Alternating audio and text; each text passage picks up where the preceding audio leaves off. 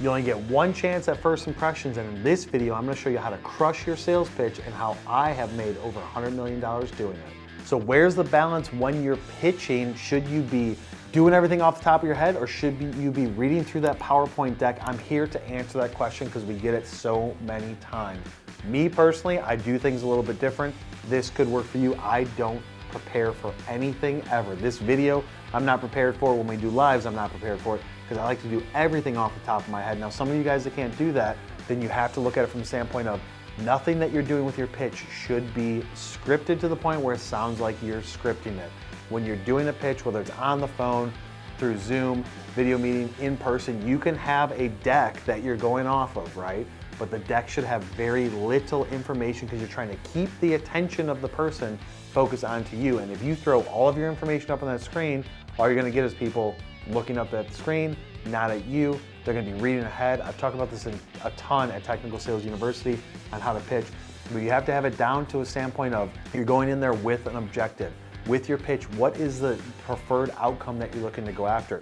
Is it closing the deal? Is it getting them to give you an RFP? Is it getting them to agree to a price? Whatever the outcome of it is, if you're on the phone, you're just trying to book the first appointment, you're trying to book the discovery call. And when you're doing that, everything that you're doing within the pitch needs to be focused on that. So you should be practicing offline at home, working through your words, doing it like, how are you gonna say this? What questions are you gonna ask?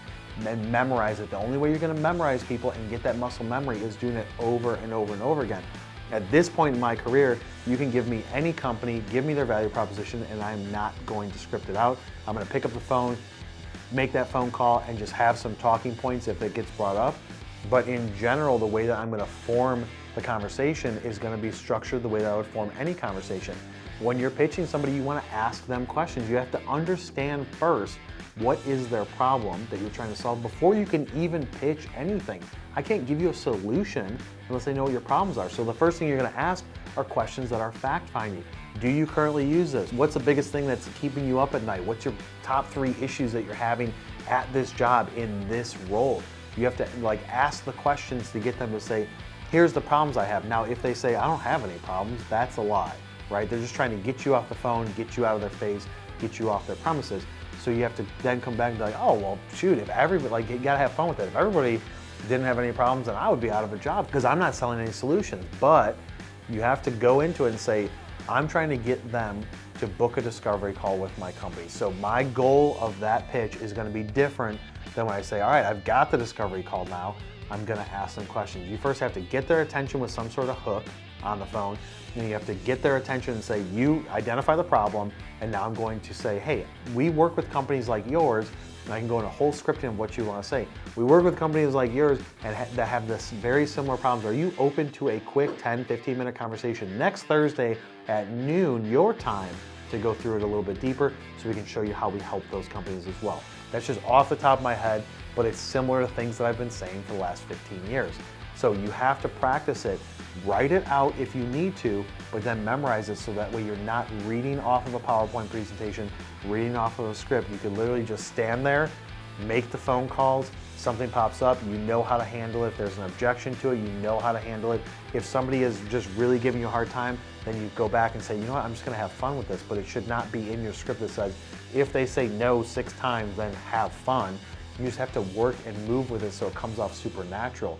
Me personally, the way that I've always done it, I know what I'm talking about for the most part of whatever it is I'm selling, even when I first started years and years and years ago, and I would just kind of work people through a conversation because that's all you're trying to do is have a conversation.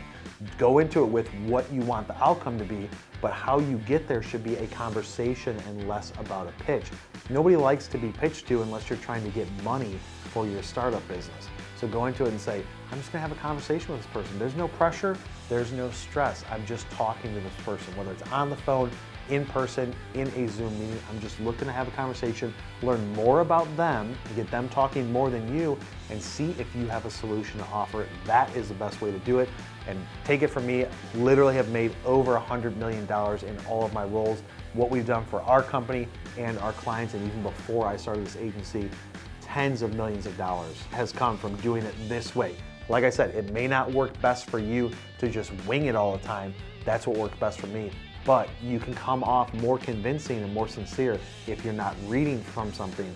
So learn the information, get it to where it's muscle memory, and then wing it and handle any conversation, any objection, any question they have. If you can wing it because you have that much knowledge and depth to your understanding of what it is that you're doing, you will have way more success than what you're currently doing. If you guys got value out of this, share it with one person you know. If you want to listen to it on podcast, all of our stuff goes over to podcast, Technical Sales and Marketing with me on all the major podcast platforms. Hit that subscribe button, turn on notifications.